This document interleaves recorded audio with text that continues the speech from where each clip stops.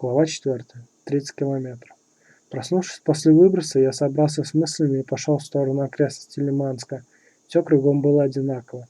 Старые трухлявые дома с проросшими в них кустами и иногда даже деревьями создавали понимание заброшенной когда-то жизни.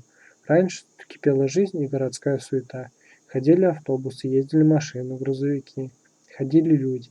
Никогда не могли представить, что им придется тут все оставить, что их красивые и ухоженные дома превратятся в естественные клумбы для сорняков. Дороги превратятся в груду асфальта вперемешку с травой. Многие жизни и судьбы погубила эта авария на ЧАЭС.